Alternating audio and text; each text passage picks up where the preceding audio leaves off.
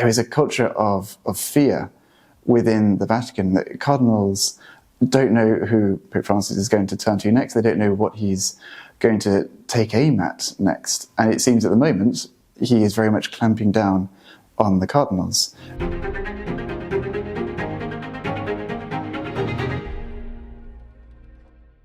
At LifeSiteNews, we've been covering things in Rome for over 20 years.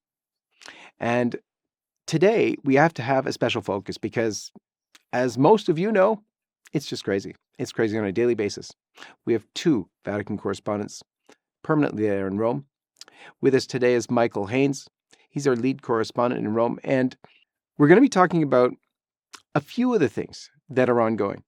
We're going to be talking about Cardinal Hollerich, just appointed to the Pope's Special Advisory Committee, a position which Cardinal Pell left when he went to jail, actually. And also the hypocrisy going on there. Because while Cardinal Pell was sent to jail, falsely, of course, and Father Pavone was just laicized on accusations, this priest was just celebrating Mass last Sunday, or celebrating Mass, and, well, he's a friend of Pope Francis, he's a leftist, he's also a Jesuit. In addition to that, there's a new thing with the cardinals. The retired cardinals, some of whom are speaking out against what they see as, clearly falling away from the true path of the Church, from the teachings of Jesus Christ, being willing to mention that, they're being threatened. They're being threatened with eviction from their properties.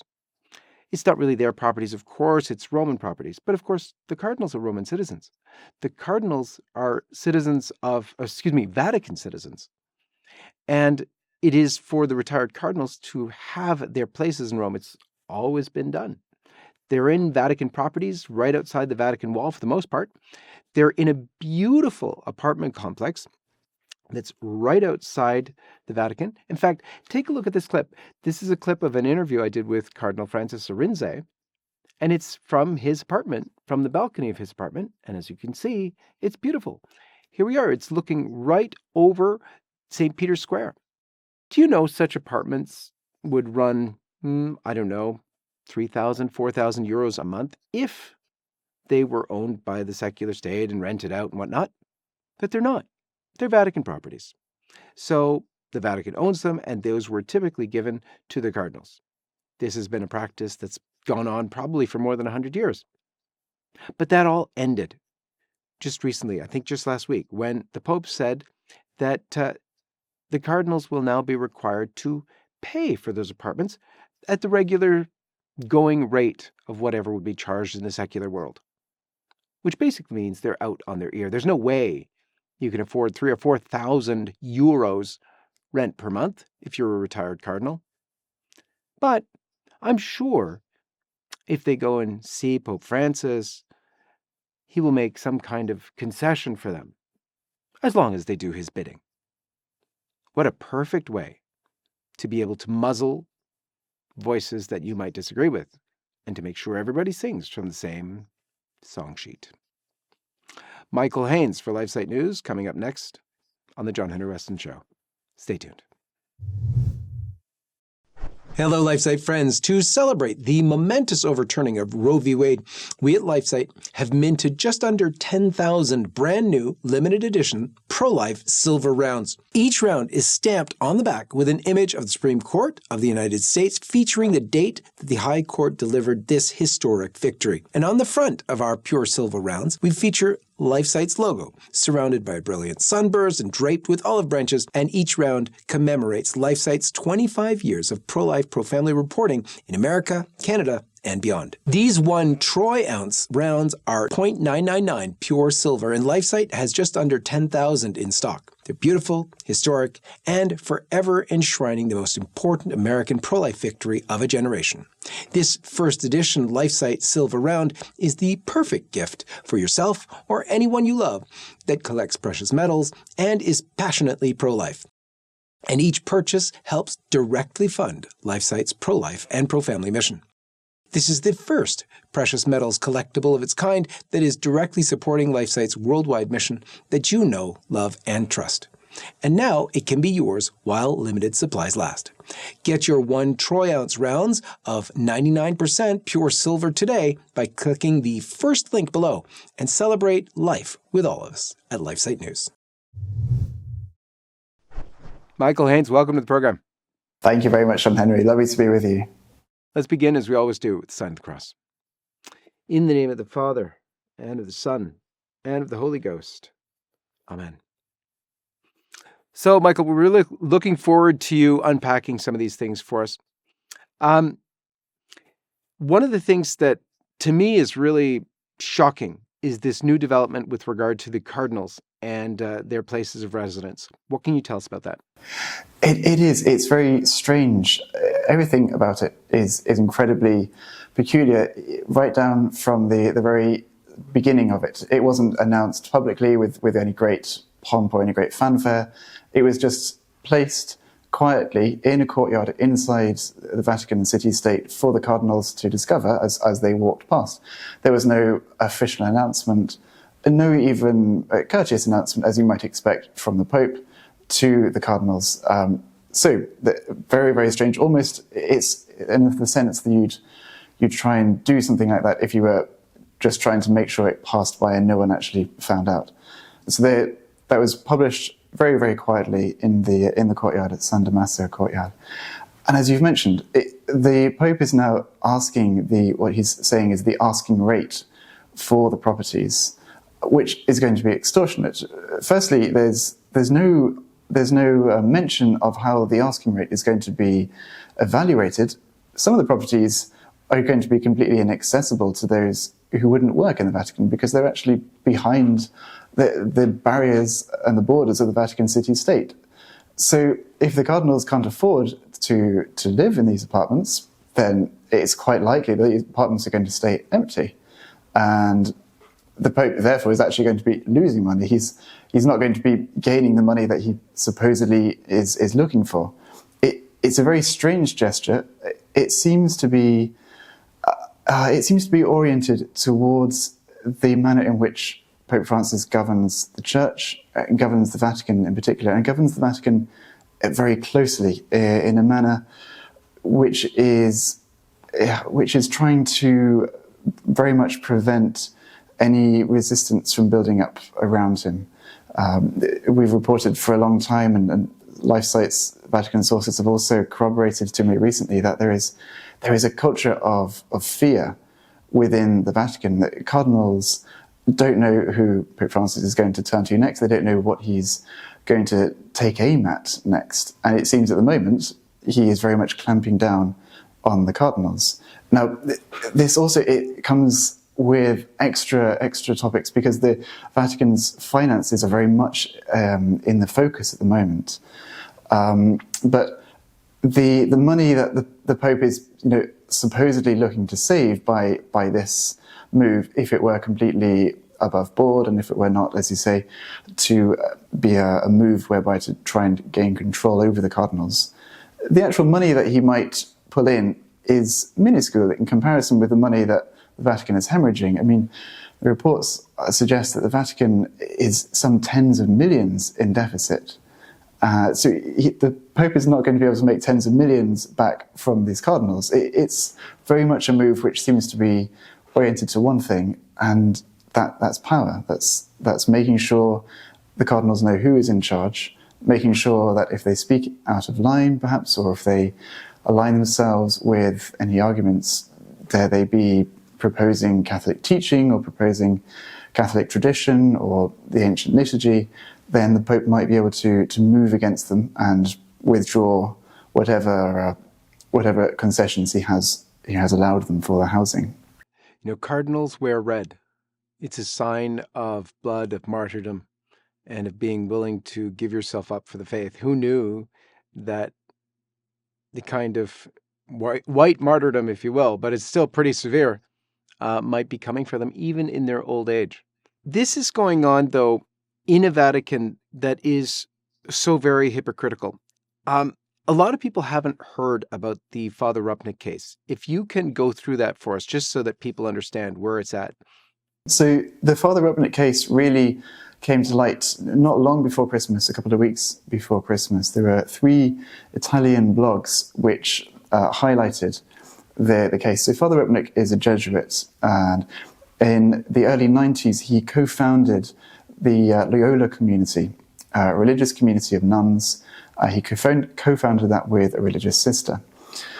Now, the allegations which were really brought to light just in December last year were that Father Rupnik actually psychologically and sexually abused nuns, now also former nuns of the community. Now, there were 2 main instances. The one instance was that Father Rupnik had actually more recently absolved a sexual accomplice of his in confession, which incurs an automatic excommunication. And the CDF had gone through the procedure. There had been the trial. They had found that the allegation was credible. They then went through the trial. They found him guilty. And then the excommunication was lifted very, very quickly. Now, reports slightly differ. The Jesuits said in their official statement that Father Rupnik repented and therefore the excommunication was lifted. One of the news sites which broke the news of Father Rupnik case actually is very firmly stating that it was Pope Francis himself who intervened directly, and they say within hours, it's a direct quote, within hours, to lift the excommunication on this disgraced Father Rupnik. So that's one instance. The other instance is also of the allegations, and when you read through the details of the abuse which Father Rupnik is alleged to have committed, it is incredibly dark, very, very satanic. Some of the hardest content I've read through and had to write on it has been related to Father Rupnik. Many of the nuns and the former nuns also who are making these allegations have provided very detailed testimony. Now, Father Rupnik has been under some restrictions even prior to the news being made public just last year. Once the news was made public, there was obviously very much a furor more concentrated in the Italian-speaking news. It didn't make its way so much to the English-speaking news in England or in America. But since then, the Jesuits have put out a call. They've asked for any more alleged victims of Father Rupnik to come forward.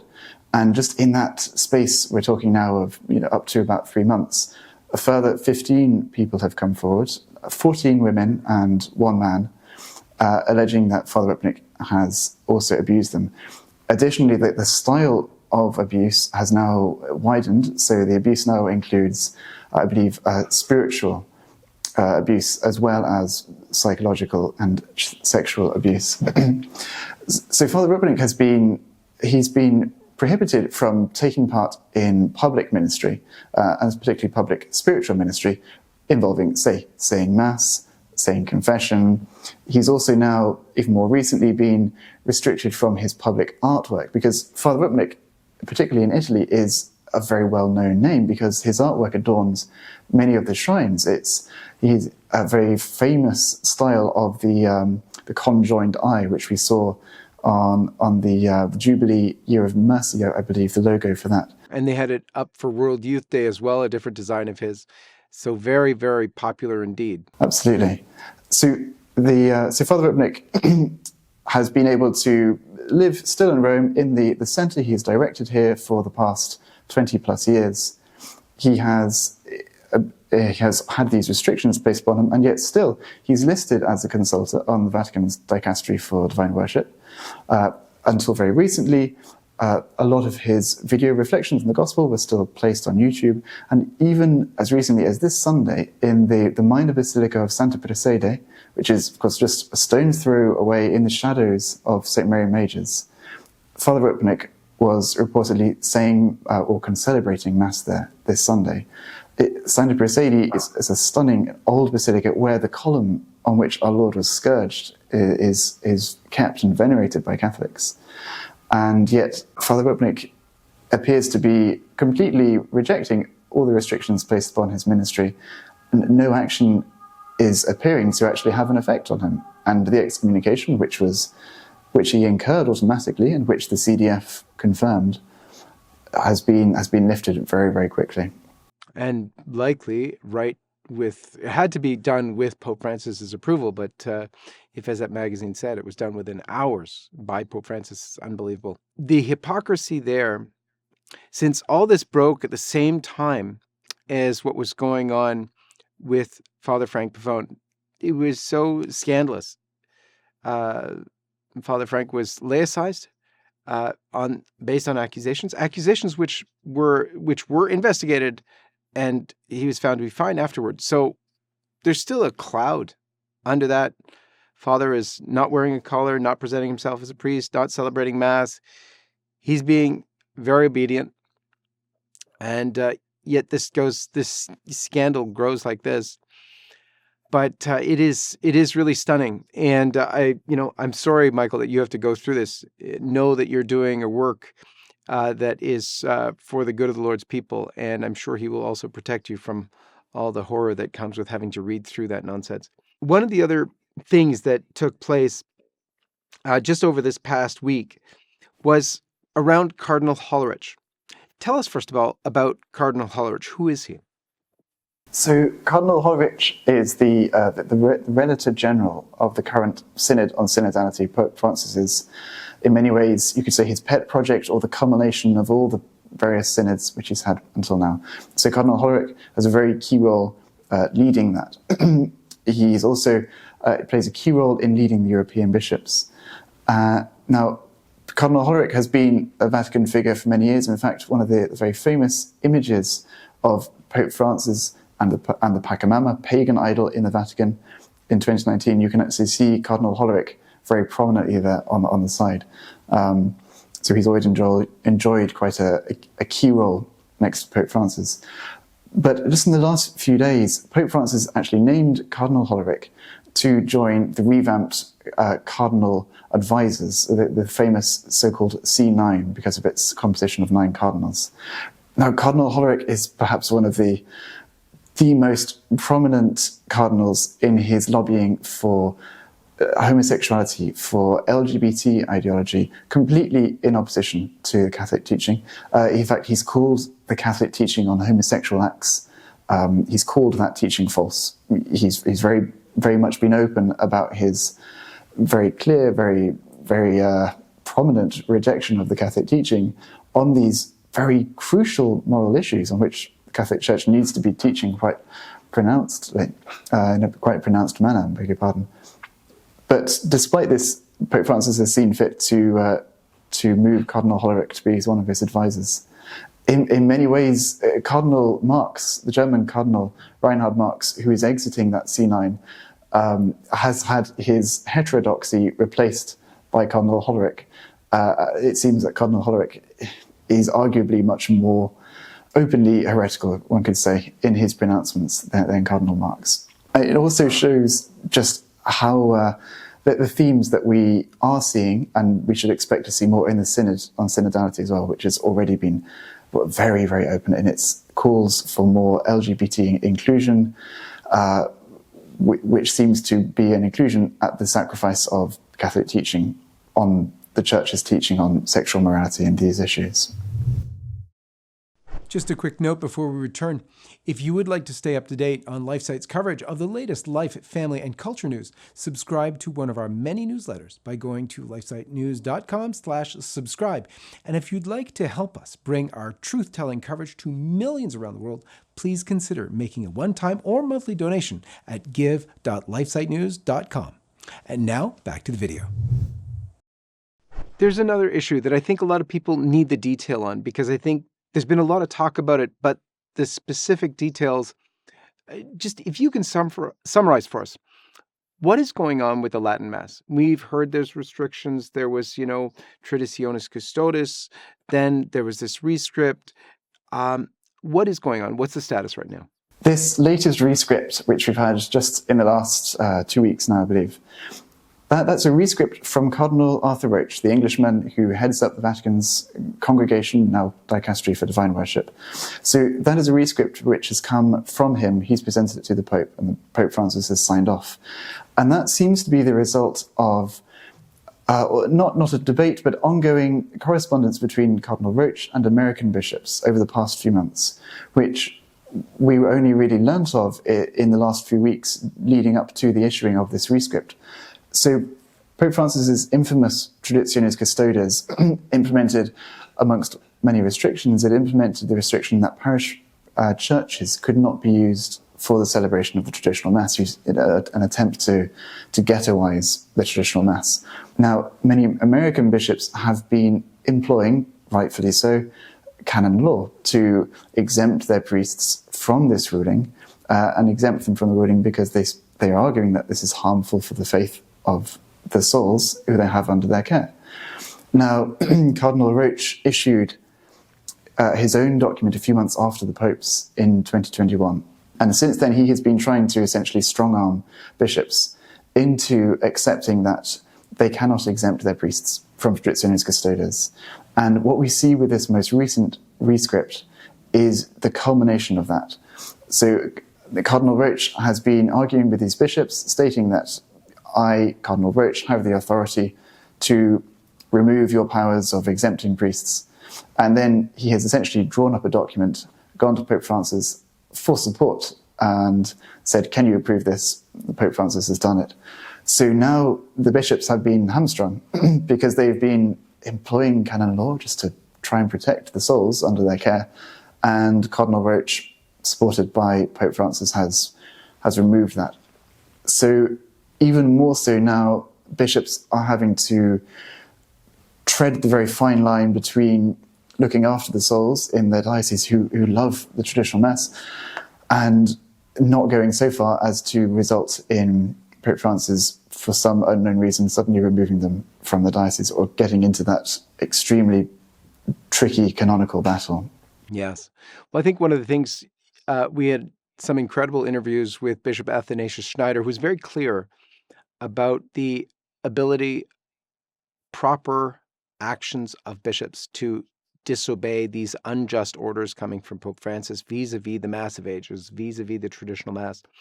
And perhaps the best way forward is to not mention it at all. Just continue with business as usual. Very difficult times indeed. Are we still expecting another document from Rome? Where is that? Because the rescript was not the document. You apparently got some more information on that document that was prepared or is being prepared. What's the status on that? Yes, absolutely. So the rescript was not the very severe rumoured document which we've been hearing increasingly about over the past few weeks. It appears from a number of reports that have been ongoing in the last few months, and LifeSite's own sources, it does appear that this rumoured document is indeed real. Now, the major unknown factor is whether or not Pope Francis will actually go ahead and release it.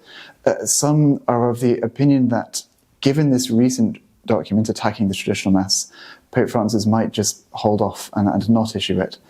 Others are not quite of that opinion. I think it's very clear, in one sense, what is quite likely, and I think that it's quite likely Pope Francis could still issue this. We've seen his coordinated, relentless attack on the traditional Mass. We've also seen Cardinal Roche describe devotees of the traditional Mass as Protestant, which is quite ironic if you consider the saints, both clerical and lay saints, who died at the hands of Protestant persecutions whilst attending that traditional Mass.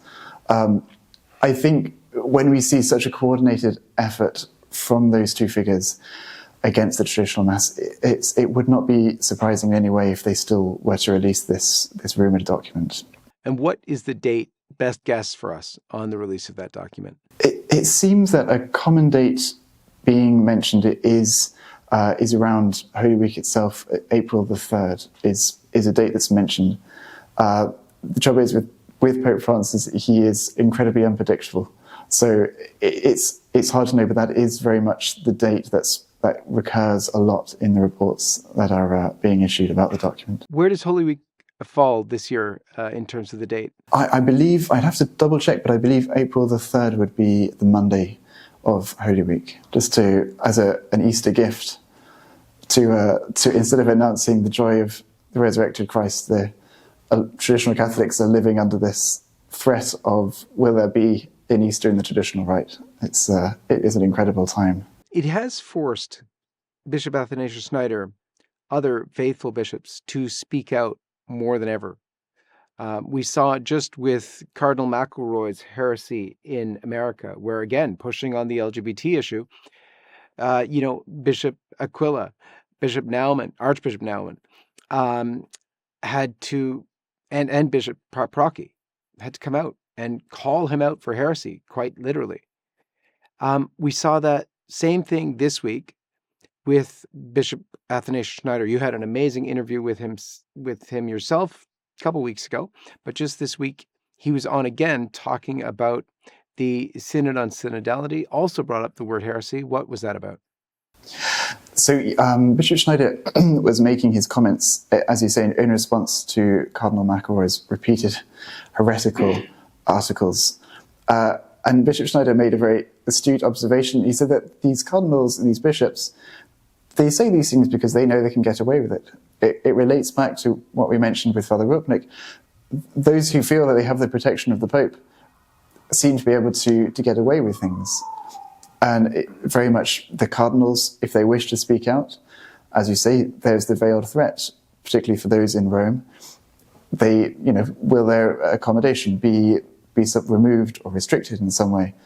But Bishop Schneider was very clear that these bishops, these cardinals in particular, are speaking out because they know they won't get punished, and on the contrary, they will be rewarded, they'll be promoted. Bishop McElroy himself, before he received the red hat and was elevated to the cardinalate, his heterodoxy was incredibly well known, very well documented, and yet despite this, Pope Francis saw fit to raise him to the College of Cardinals. Yeah, at this point it becomes, is it despite this or is it because of this?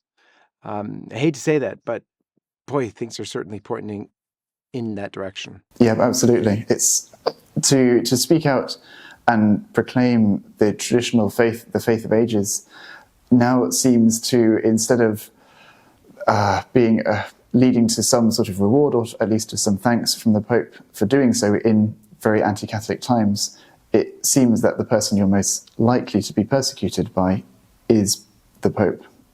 That seems to be the situation in which we have arrived to. The Vatican, though, does have its priorities. And one of the major priorities is climate change. Tell us about the latest there. It does indeed. It very much has a priority given to climate change. This has been one of the very, very prominent and consistent themes in Pope Francis's pontificate.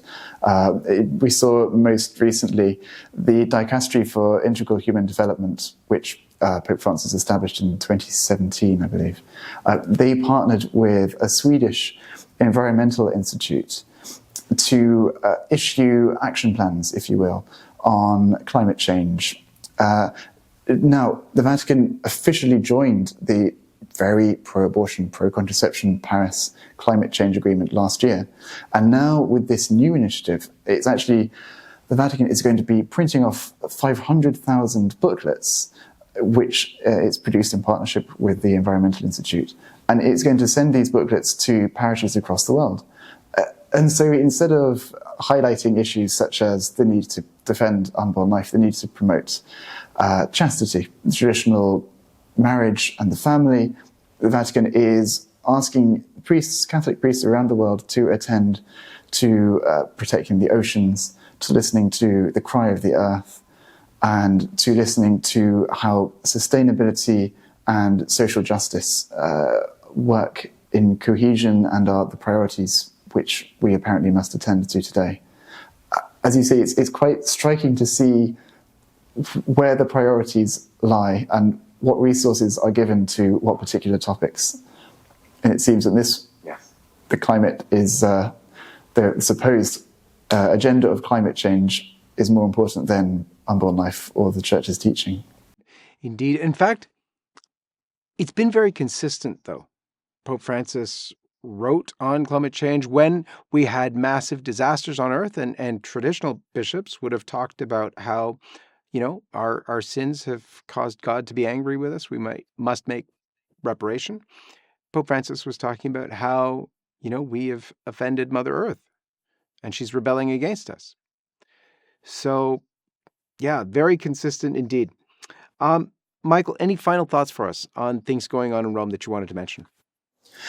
I think a note of encouragement, perhaps, just reiterating what Bishop Schneider said to me in the interview you mentioned. Bishop Schneider, he's very aware of all the terrible confusion and the tumult going on in the church. And he recommended that one of the best ways we can fight back against this and preserve the faith is really to study the faith ourselves, to turn to the old tried and tested books, the manuals of the faith. And also, I think, as you mentioned, we to prepare ourselves to have a more persecuted life as Catholics, to be underground in a time and to prepare ourselves spiritually for that by reading and by praying and by turning to God, and really to listening to the teachings of tradition and to leave aside everything else. And on that front, getting back to the Catechism of the Council of Trent, and that was really expounded in a simple form in the Baltimore Catechisms in America. What was the equivalent of that in England? Is it Penny Catechism, was it? We had the Penny Catechism. The Baltimore Catechism actually made its way across the ocean as well. So that was quite a big hit. Yeah, and Bishop Schneider, when he spoke with me, because I asked him about that, it was very, we're living in such strange times. No one has a manual for you on underground masses and how that looks like. But it's already being done. Certain places have already got, masses in people's homes because certain dioceses have already totally cut them off. Just this week, I think we saw 2 dioceses completely cut off the Latin Mass. Do you happen to know what they are offhand? I think maybe even 3. There are 2 dioceses in England which have implemented restrictions or not sought permission to continue the Mass, and also the Diocese of Albany across the pond as well. And also, most recently, the traditional Mass on campus at the Franciscan University of Steubenville. The news has just broken in the last day or so about that being prohibited now by the bishop there. No, it's a direct attack even on young Catholics. A lot of these churches were booming with young families. I know that my son attends one where he's at university, and he just brought a friend the other day, and his friend was astounded at the number of young people. But the one good thing is, as Bishop Schneider says, we have to make ourselves ready to live in times of persecution. And it's the young who take up challenges like that. Young people just like you, Michael. And I think that explains the growth of the traditional Mass in a sense, because there is a challenge. The Catholic faith in its fullness offers a challenge because it's not an easy life. You can't go out and do whatever you wish, but it presents a challenge. And people respond to a challenge. We thrive off having ideals, having firm resolves to live our lives by, and having the Catholic faith to live our lives by. Michael Haynes, thank you so much for being with us. And thank you for your faithfulness and faithful reporting from Rome. Thank you very much, John-Henry. Lovely to be with you today. God bless you, Michael, and God bless all of you. And we'll see you next time.